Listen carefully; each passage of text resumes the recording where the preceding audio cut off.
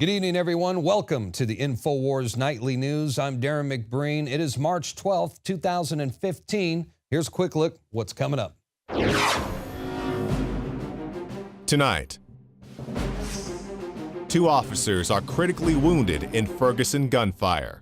Then, a closer look into the smearing of alternative media and the desire for war without limitation.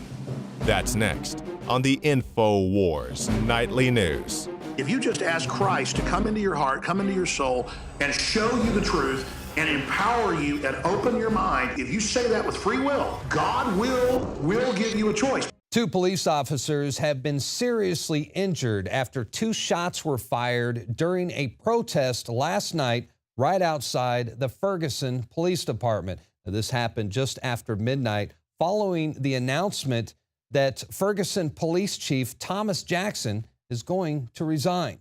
In video footage that captures the moments before and after the shooting, you can actually hear the officers screaming in agony as they are struck by the bullets. Here's David Knight earlier today on the Alex Jones Show.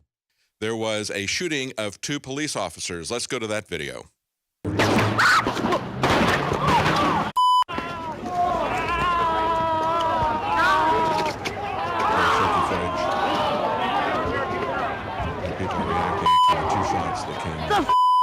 Acknowledgement 9 months ago would have kept that from happening. Now, details are still coming in. There have been some reports that the shots were fired from the top of a hill and not from the crowd itself. This coming from people who were actually there at the time.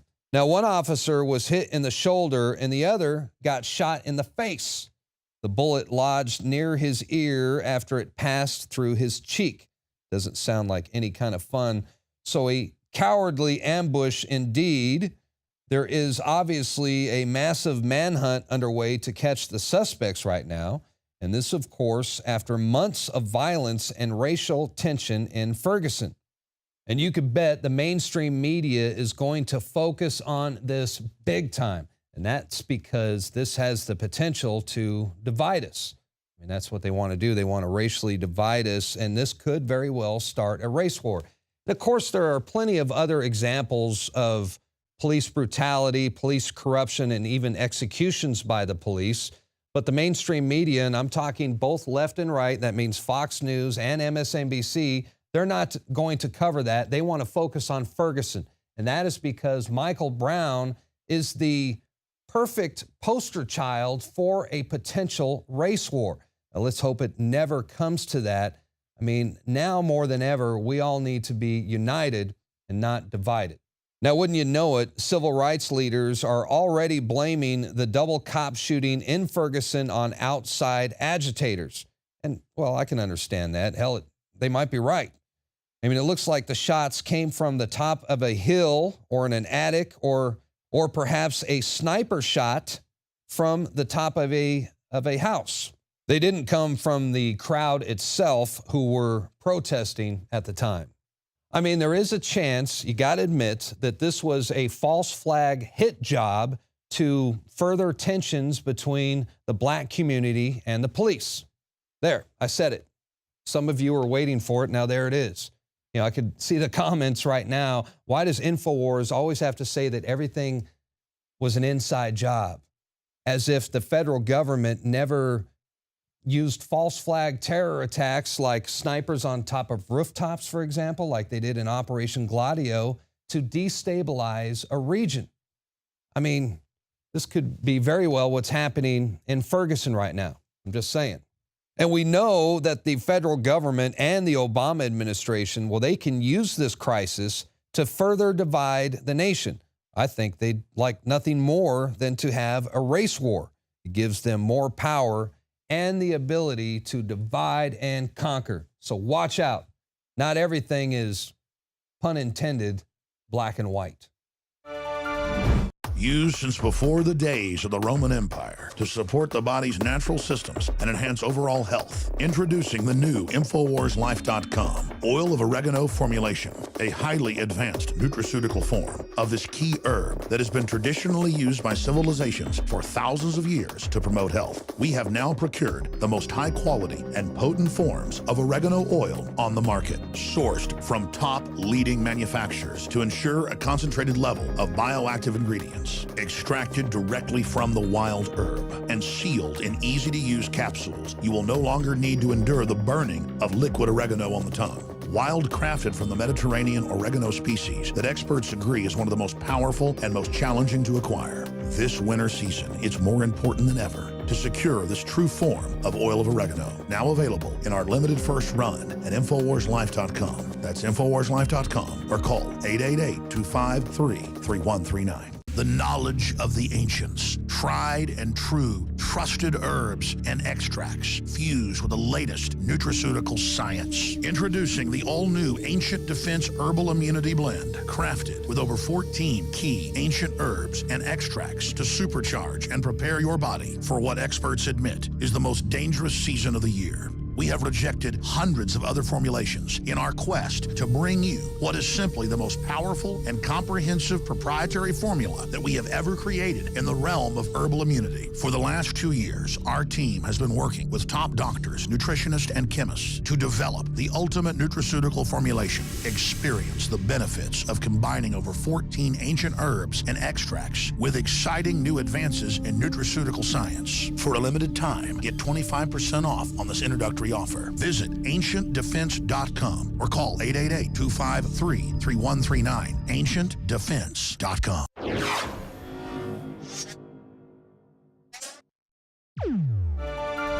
Welcome back to the INFOWARS Nightly News. Hey, what do you think about wellness checks? Operation Vigilant Guard. Well, Rob Dew has evidence that wellness checks is really a special code for gun confiscation. Rob Dew reporting for InfoWars.com, PrisonPlanet.tv, and InfoWars Nightly News. On Monday, I reported on an activist Post article that was detailing some exercises that were going on as part of Operation Vigilant Guard 2015, where the South Carolina National Guard was going door to door conducting wellness checks. We actually have video of them doing these checks, and here's what they said in their own words was the reason for conducting these checks. In this scenario, what we have is this is the aftermath of a hurricane has come and struck us, and upon an evacuation notice, the subdivision of Overton, the residents chose not to leave, so we are doing a door-to-door wellness check. So he explains that the reason for the wellness checks is that people did not heed the government's warning to evacuate. And this is the same thing we saw in Hurricane Katrina. Remember the chief of police and his warning? Guns will be taken. No one will be able to be armed. We will take all weapons. Sometimes entering open houses with guns drawn and instructions to disarm anyone inside.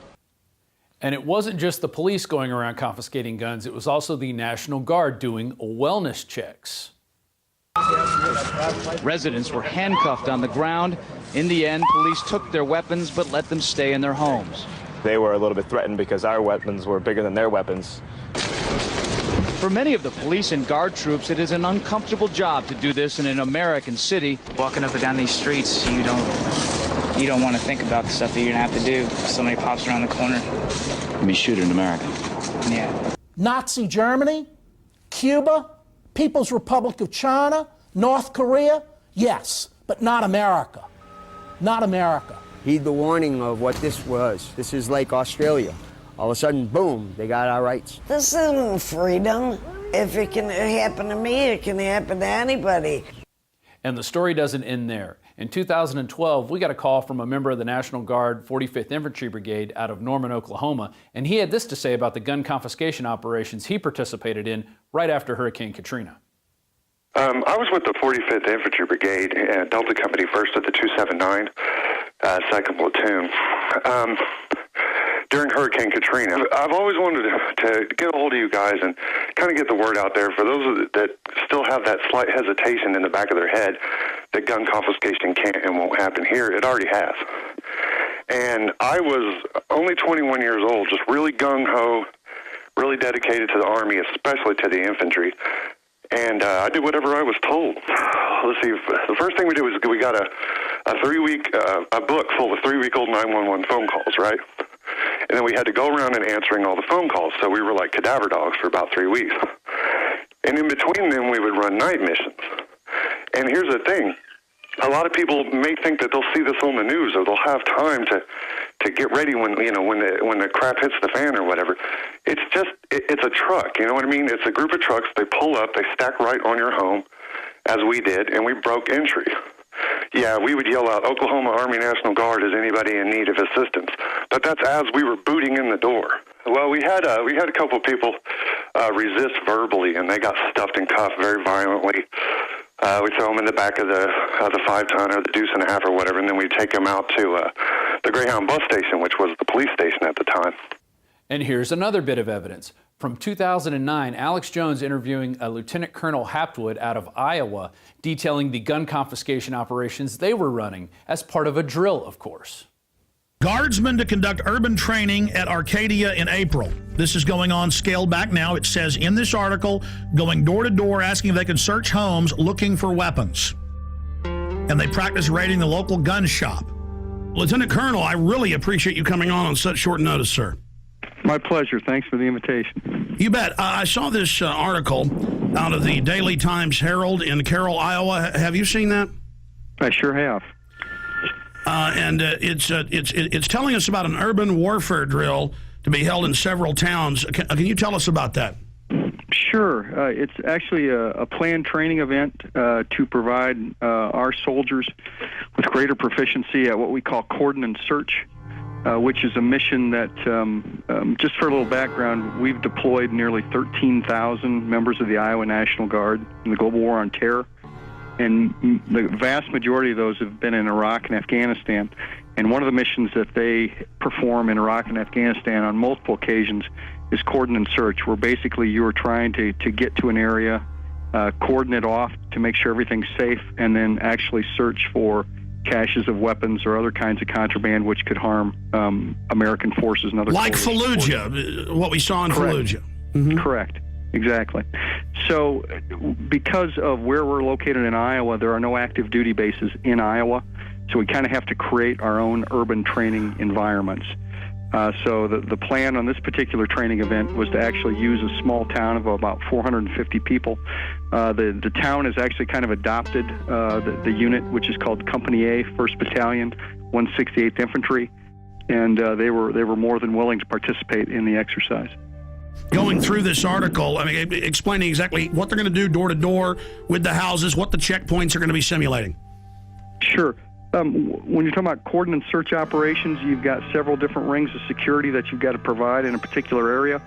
And then it's important that people are treated respectfully as you go house to house, as you're looking for certain items, particularly in our experience in Afghanistan and Iraq, looking for weapon caches, whether those have AK-47s, RPGs, rocket-propelled grenades, that is, any kind of ammunition or any kind of improvised explosive devices, et cetera, et cetera. And our job, when we go on a cordon search, is to locate those kinds of items. And then there might also be persons of interest that we're interested in, that coalition forces want to talk to or apprehend. Well, let's just boil it down to this. I have video of Army and Marines with role players screaming, "I'm an American, please don't put me in the camp," and the military training to confiscate their firearms. I mean, certainly you've heard the Army Times and the new directive from Secretary of Defense Robert Gates that they will use the National Guard under federal control for civil insurrection. Are you saying you're not aware of that? No, I'm certainly aware of that, absolutely. But I think you have to look at the role of the National Guard historically. Is that historically we are used in states for disasters overwhelmingly. And our job is to, number one, be ready for our mission federally, which is to go to war. And number two is to help our fellow citizens here in the United States of America. Those But are the Army things that we prepare for and train for. The Army War College 3 weeks ago issued a report saying they're shifting a lot of their focus to engaging the American people and directives on engagement with the American people under NORTHCOM. Well, you got to remember that the National Guard, 99% of the time, is if you're talking about peacetime, belongs to the state in which they are located. Only on occasion do they become federalized. One of those examples, of course, is being mobilized and deployed